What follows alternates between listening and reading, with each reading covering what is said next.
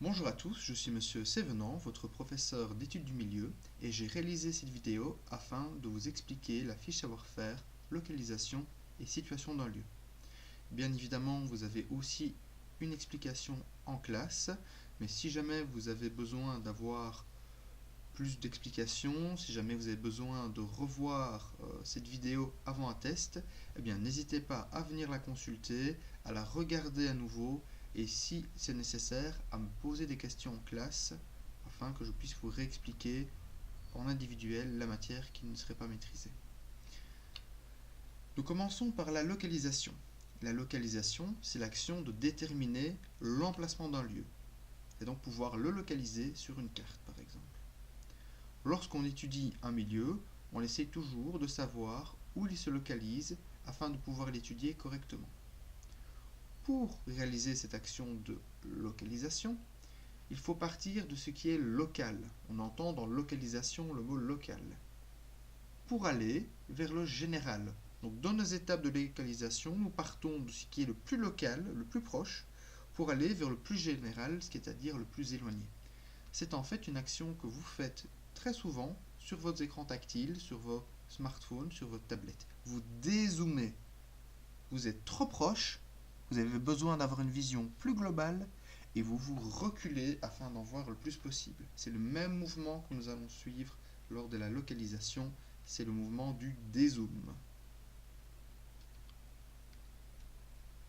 Alors, si l'on veut localiser un lieu, il y a 7 étapes, il faut les suivre dans l'ordre et vous devez les connaître et donc les étudier par cœur. On commence par la commune du village étudié. Voilà, s'il s'agit d'un village, on va citer sa commune en regardant la bonne carte. Mais s'il s'agit d'une ville, on ne va rien mettre. Dans ce cas, on met une barre dans la case où on n'écrit rien. On passe à la deuxième étape, les villes les plus proches du lieu étudié. On regarde sur la carte et on essaye de trouver les villes qui sont les plus proches du lieu étudié et on en donne quelques-unes selon les infos disponibles, 2, 3, 4, c'est suffisant. On passe ensuite à l'étape 3. Les provinces du lieu étudié, la province, pardon, du lieu étudié et son chef-lieu. Et ça tombe bien car vous avez déjà revu les provinces et leur chef-lieu car c'était une matière de primaire que nous avons vue ensemble, révisée ensemble lors du mois de septembre. Vous maîtrisez donc déjà le point 3.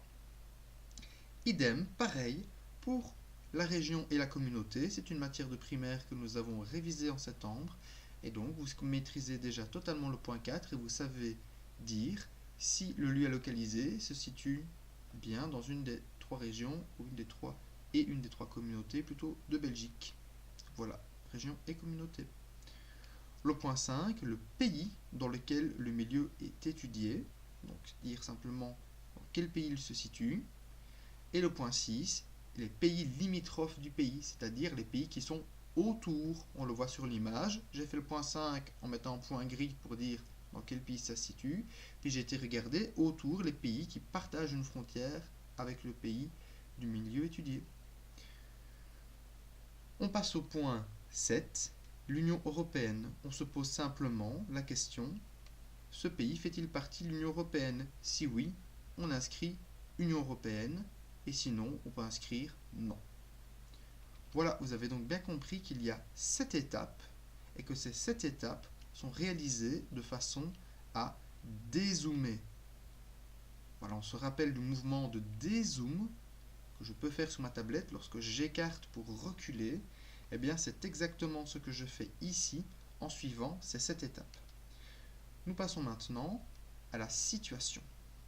La situation, c'est l'action de déterminer l'emplacement d'un lieu en faisant référence à son site. Autrement dit, aux caractéristiques propres du lieu. Le site, qu'est-ce donc? Eh bien, c'est tout simplement l'emplacement d'une ville ou d'un village qui est déterminé par son relief.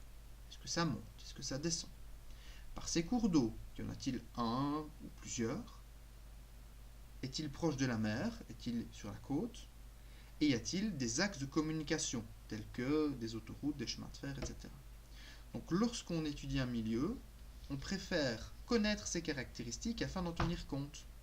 Par exemple, si j'étudie le village que je vois apparaître à l'écran, je dois forcément tenir compte de l'axe de communication qui semble être une autoroute qui se situe dans l'encadré rouge.